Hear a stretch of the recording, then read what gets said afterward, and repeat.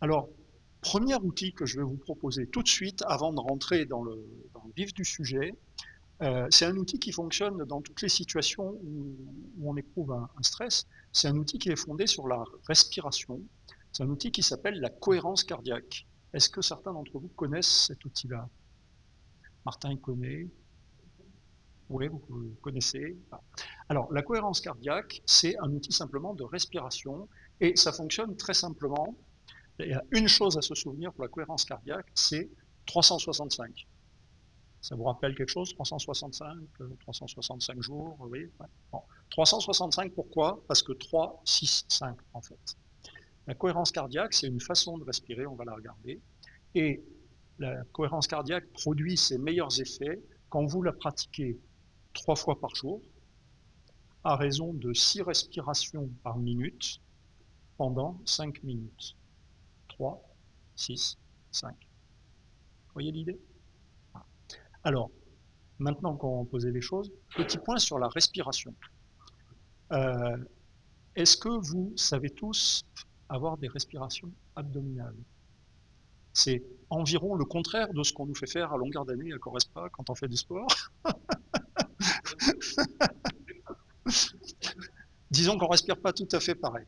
Alors, la respiration abdominale, c'est important quand on pratique la cohérence cardiaque de pratiquer la respiration abdominale. Et pour ça, je vais vous proposer simplement de mettre la main sur votre ventre, ouais, au niveau du nombril à peu près. Voilà. Et quand vous allez inspirer, je vous invite à inspirer en gonflant le ventre, même en exagérant. Et quand vous soufflez, vous rentrez le ventre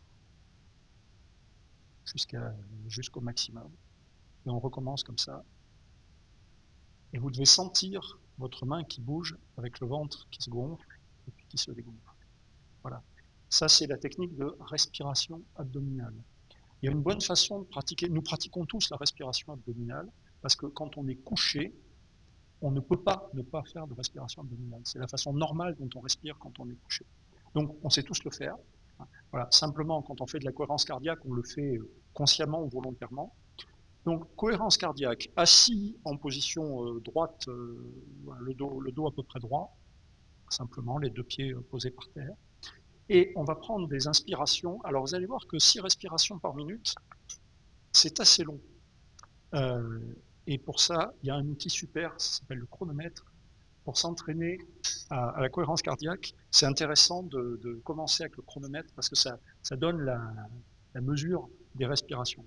Voilà, donc je vous propose de commencer. On va commencer bien sûr une inspiration et puis la respiration. Puis je vais vous donner le mouvement pour que vous expérimentiez. On ne va pas le faire 5 minutes, mais pour que vous expérimentiez un peu le rythme de ces mouvements.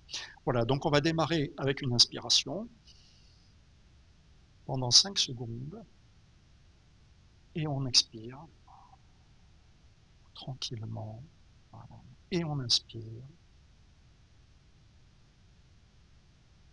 Et on expire. Encore, encore, encore. Et on inspire. Et on expire. Vous voyez ce que ça donne? C'est long, 5 secondes. Hein. 5 secondes inspiration, 5 secondes expiration. Voilà. Ça, c'est vraiment un outil. On va pas le pousser plus loin pour avoir le temps de voir d'autres outils. Mais je vous invite vraiment.